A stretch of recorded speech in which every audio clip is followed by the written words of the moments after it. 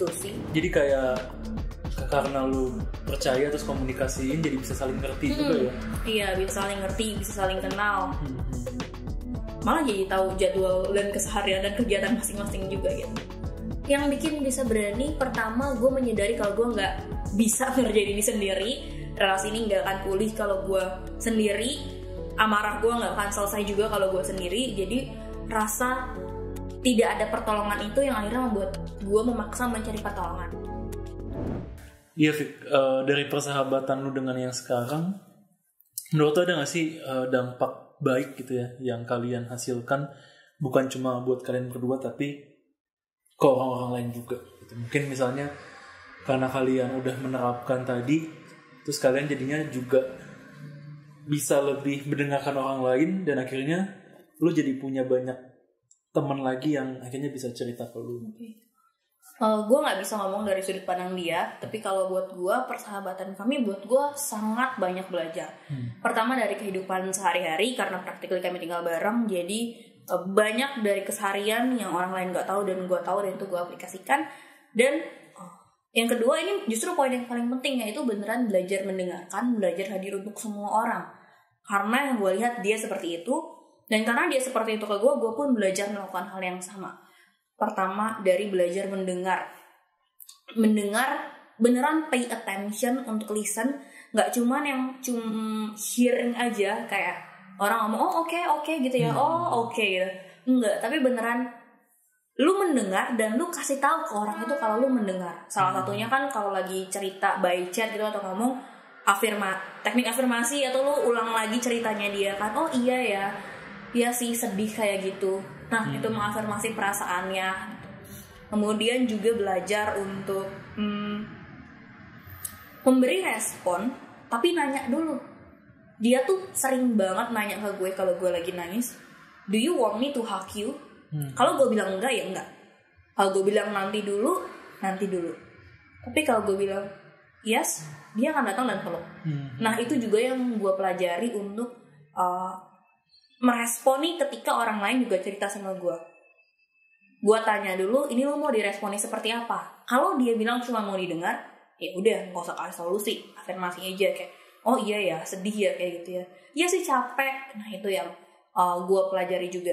Dan hal yang gue pelajari dari dia juga adalah tahu kapan mesti bertanya, tahu kapan mesti diam. Ini konteksnya gue nggak ngomong ya. Tahu kapan mesti bertanya, tahu kapan mesti diam sendiri-sendiri, dan diam bersama-sama. Maksudnya sesimpel hari ini, tadi tuh dia nanya, gue kan mau pergi ke suatu tempat, nggak ada teman.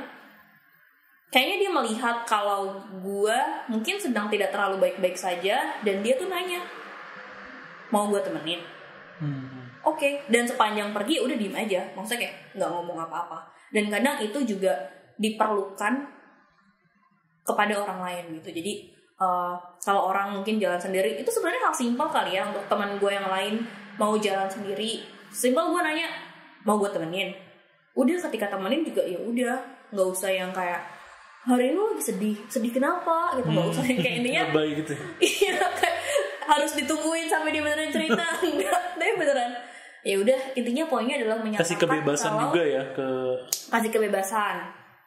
Tapi di tengah kebebasan itu tenang, gue ada.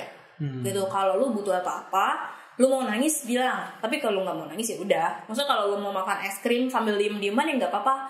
Lu mau makan es krim sambil dengerin musik masing-masing ya nggak apa-apa. Tapi seenggaknya menurut gue ya, salah satu hal yang penting untuk dikasih ke orang lain adalah mereka nggak sendirian di masa-masa apapun itu. Kalau gue beberapa waktu yang lalu tuh baca buku, dibilangnya itu konteksnya lagi masa-masa padukaan gitu. Ada yang dia hadir untuk saudaranya yang sakit, pelawatan gereja ataupun pelayanan yang lain, seringkali kan fokus ke orang yang sakit ini kan.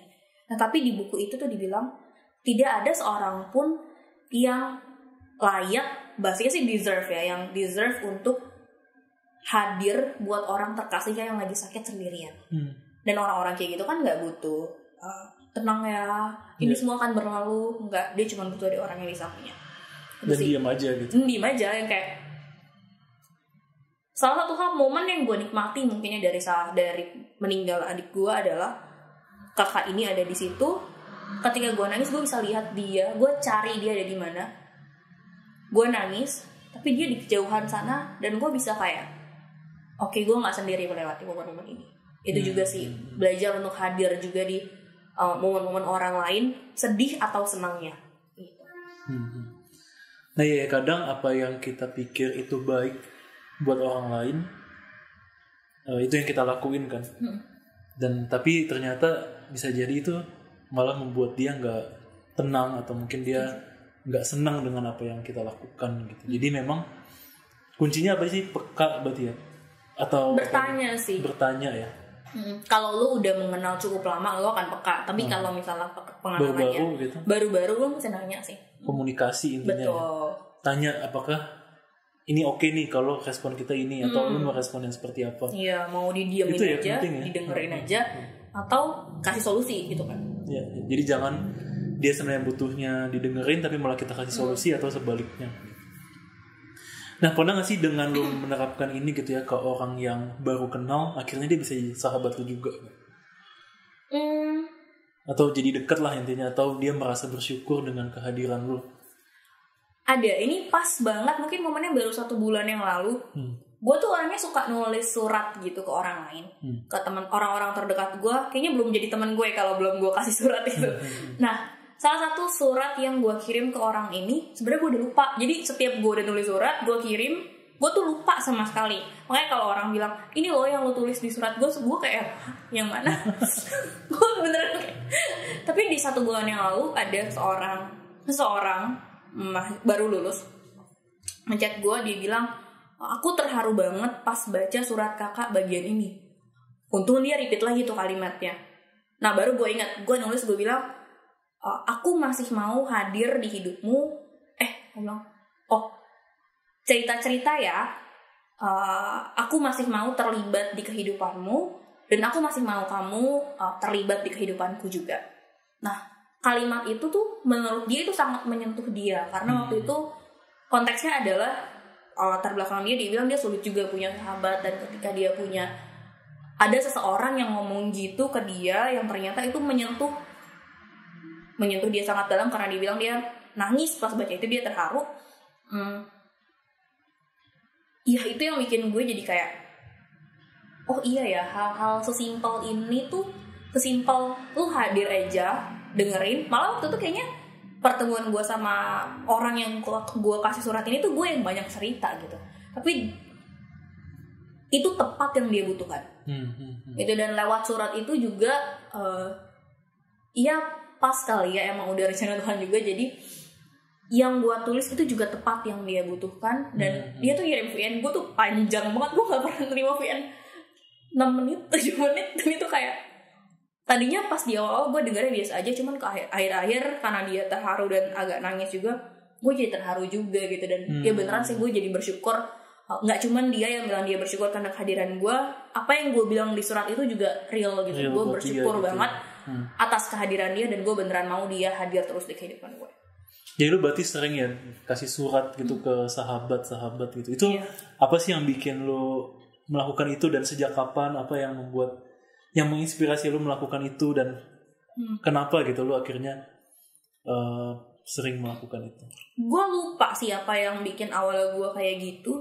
Cuman menulis jadi salah satu sarana mengungkapkan perasaan gue gitu kan. Dan ketika menulis untuk orang lain itu, soalnya kadang kalimat-kalimat yang gue bikin tuh kalau diomongin tuh kesana lebay gitu kan. Jadi enakan ditulis dan disampaikan gitu kan. Dan orang juga bisa nyimpen kan, kayak tadi kan. Betul. Kenapa mesti disampaikan? Karena gue menikmati, gue mendapat surat dari orang yang suratnya gue aminatin, gue pajang. Dan gue beneran menikmati setiap kata yang ada di situ, rangkaian kata yang ada di situ. Dan kita kadang nggak pernah tahu sih seberapa powerful kata-kata yang orang kasih, apalagi dalam bentuk tulisan. Bener ya, kata-kata negatif aja tuh bisa bikin orang hancur, down. Apalagi kata-kata positif juga sebenarnya bisa ya mempengaruhi orang, mungkin membangun semangatnya, bikin dia percaya diri dan sebagainya. Iya. Biasanya gue nulis itu juga untuk mengapresiasi kehadiran orang-orang sih dalam hidup gue. Jadi kayak gue nggak mau membiarkan mereka tidak menyadari pentingnya mereka dalam hidup gue. Jadi itu juga yang sering gue lakukan. Gue jadi keinget quotes yang sering bilang, kadang kita mengungkapin kata-kata positif tentang seseorang tuh pas dia udah meninggal atau pergi gitu kan. Jadi dia udah nggak tahu sebenarnya apa nih kesan orang sama dia gitu. Nah tapi sebelum itu terjadi lebih baik pas dia hidup dia masih bisa dengar, dan itu mungkin bisa jadi something berdampak besar gitu ya buat dirinya. Oke, makasih banyak Vika ya udah sharing ke kita semua tentang persahabatan yang indah yang bisa dialami yang Tuhan kasih. Dan mungkin dulunya belum bisa seperti itu ya, tapi dengan satu konflik banyak belajar dan akhirnya sekarang terbuka dengan banyak orang dalam hidup Vika, dan bahkan Vika sendiri pun bisa menjadi sahabat, menjadi sesama buat teman-teman yang lain.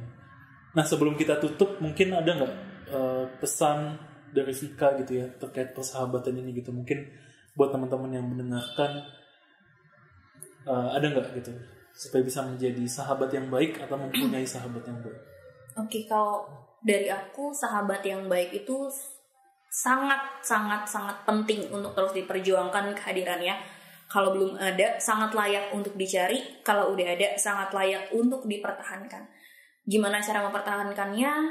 Mungkin kalau ada konflik-konflik kayak gitu ya diomongin. Dan penting juga tadi untuk menjadi sahabat bagi orang lain.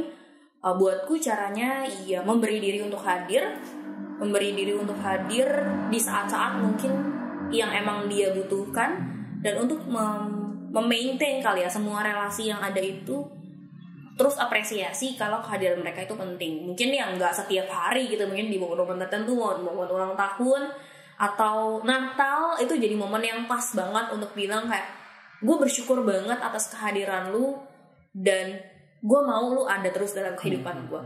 Kayak gitu sih. Thank you Vika. Ya buat teman-teman semua, semoga ngobrol asik kita hari ini bisa jadi berkat buat teman-teman. Mungkin saat ini teman-teman masih ada yang punya perasaan kayaknya gue gak punya sahabat deh gitu. Nah mungkin teman-teman bisa mulai doain, minta ke Tuhan, dan mungkin salah satu caranya adalah kita reach out gitu ya, kayak tadi Vika. Mungkin sebenarnya Tuhan udah kasih gitu ya 1-2 orang di sekitar kita yang bisa jadi sahabat yang baik buat kita. Dan bukan itu aja, kita juga belajar untuk menjadi sahabat yang baik buat mereka. Dan akhirnya kita nikmatin bahwa kita tuh gak sendiri gitu ya. Ketika kita mengalami pergumulan ataupun sukacita, ada teman yang Tuhan sediakan untuk kita bersama-sama menikmatinya. Dan kiranya melalui persahabatan kita, itu bisa membuat kita semakin bertumbuh, semakin dekat dengan Tuhan. Ya, makasih teman-teman yang udah mendengarkan. Terima kasih Vika waktunya. Sampai jumpa kembali di Ngobrol Asli berikutnya. Thank you semuanya.